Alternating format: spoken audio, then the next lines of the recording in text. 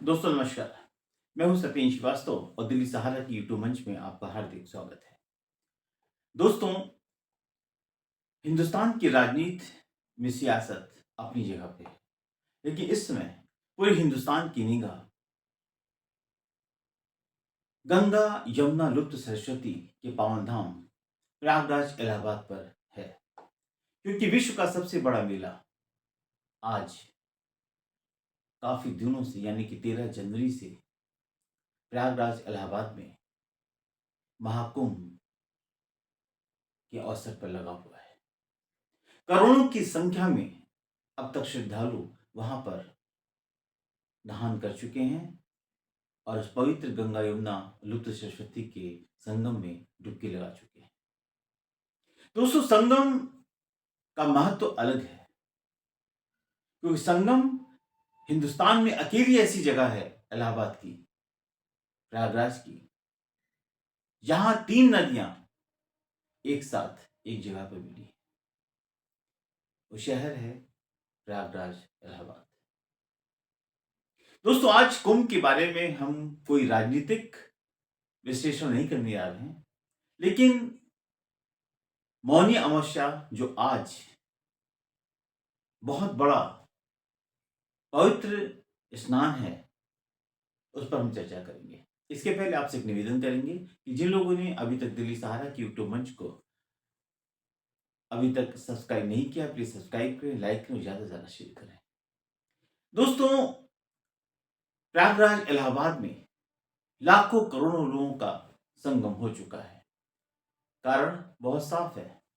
कारण बहुत साफ है कि महाकुंभ के अवसर पर देश के प्रधानमंत्री एलओपी राहुल गांधी, रक्षा मंत्री राजनाथ सिंह, गृह मंत्री अमित शाह, तमाम ऐसे नेता भी कुछ तो डुबकी लगा चुके हैं और कुछ डुबकी लगाने को तैयार हैं।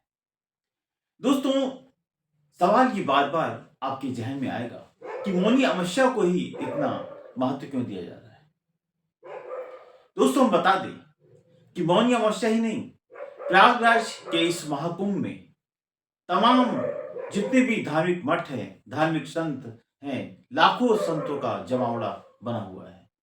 सारे ही लोग, पूरा प्रयागराज एक मंगलमय माहौल में लोग जीने की खुशी कई वक्त बिता रहे हैं, क्योंकि पूरा माहौल राममय है, ईश्वरमय है और हर तरफ ईश्वर के गुणगान से पूरा शहर इसमें डूबा हुआ है। आप कह सकते हैं कि एक अलग सनातन धर्म का परिवार इकट्ठा है एक जगह पर, एक ऐसा जहां करोड़ों लोग आज वहां पर एकत्रित हैं और 1 महीने तक चलने वाला ये महाकुंभ, वहां पर उसका लोग उस लुभावने अवसर का, उस पवित्र अवसर का फायदा उठा रहे हैं।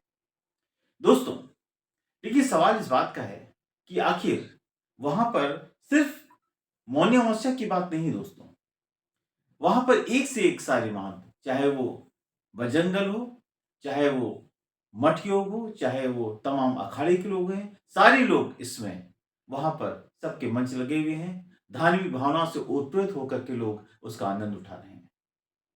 अभी 2 दिन पहले ही वहां पर सनातन संसद का आयोजन किया गया, जहां पर लाखों लोग इकट्ठा हुए और सनातन संसद में एक बात बहुत साफ कर दी गई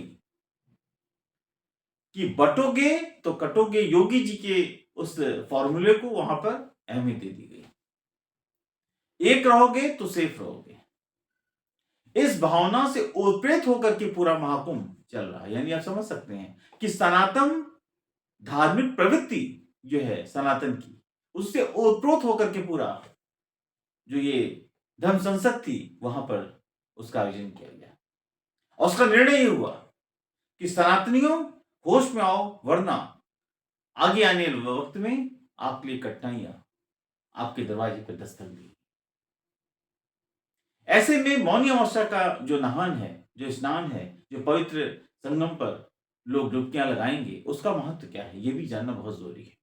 दोस्तों, मान्यता है कि इस दिन जो है पितृ धरती पर आती है और महाकुंभ में स्नान करके पितृदोष से उनको मुक्ति मिलती है।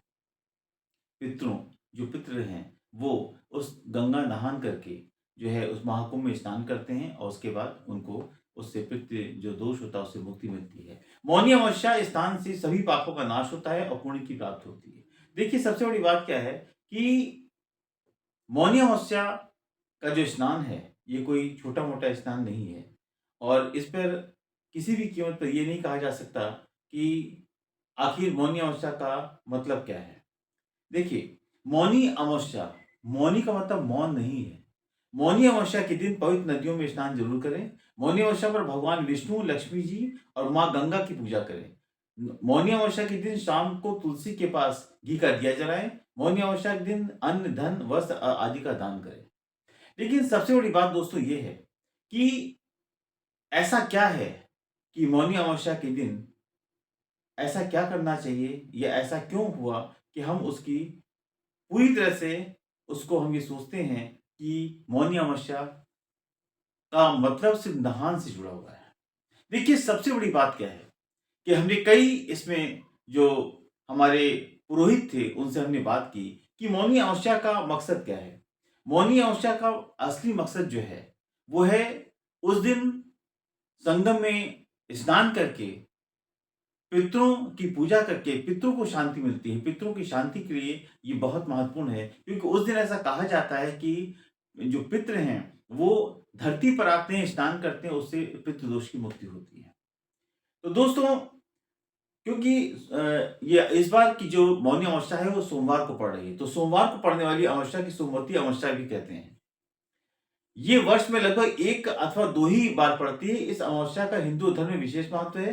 विवाहित स्त्रियों द्वारा इस दिन अपने पतियों के दीर्घायु होने की कामना का व्रत भी रखा जाता है। हिंदुस्तान में केवल पतियों की ही दीर्घायु होने का व्रत रखा जाता है। ऐसा कोई व्रत नहीं है जिससे पत्नियों के दीर्घायु होने का व्रत रखा जाए। ये भी बड़ा आश्चर्य वाली बात है। लेकिन सवाल इस बात का है कि अमावस्या का मतलब जो असली मकसद है, वो असली मकसद सिर्फ़ यही है दोस्तों कि मौनी अमावस्या के दिन दान, पुण्य का काम बहुत होता है।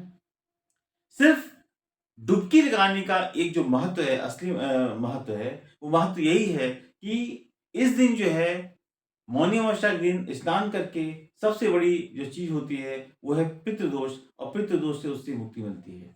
पितृदोष से मुक्ति मिलने से बहुत बड़े ज़िंदगी के बहुत बड़े काम सफल हो जाते हैं। पितृदोष को खत्म करना ही मकसद नहीं है। मकसद ये है कि सबसे बड़ी बात की क्या है कि हिंदुस्तान के करोड़ों लोग संगम में स्नान करना चाहते हैं, नहीं कर सकते। क्योंकि कम से कम ऐसा अनुमान लगाया जा रहा है कि जिला प्रशासन की तरफ से लगभग 10 करोड़ लोगों के अनुमान है कि इसमें इस मौनी अमावस्या को लोग डुबकी लगाएँगे संगम पे। एक और बात समझ में आ रही है, जो लोग इलाहाबाद जा रहे हैं, प्रयागराज जा रहे हैं कुंभ में, काफ़ी अव्यवस्था यानी कि लोगों को बहुत लंबे-लंबे वक़्त तक जो एक आम नागरिक है, वीआईपी मॉडल की बात तो छोड़ दीजिए, जो आम आदमी है उसको बहुत लंबे रास्तों तक पैदल चलना पड़ रहा है। उसको पता नहीं कि उसको दारागंज के घाट पे जाना है, क्या रेल के घाट पे पहुँचना है, किस घाट पे पहुँचना है। यानी कि लोगों को तकलीफ़ों का सामना बहुत करना पड़ रहा है।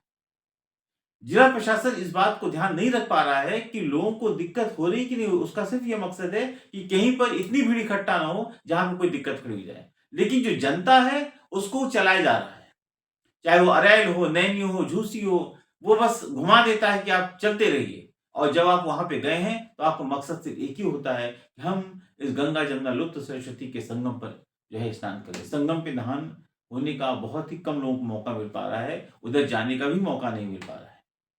ऐसे में इस प्रयागराज की जो खूबसूरती है, उसका आनंद लोग उठा पा रहे हैं। लेकिन एक बात तो तय है कि पूरे माहौल को देखिए, पूरे प्रयागराज का जो माहौल है, वो एकदम उसकी जो भाव भंगिमा है, वो पूरी एकदम हर हर महादेव, जय श्री राम के स्तोत्रों से डूबी हुई है।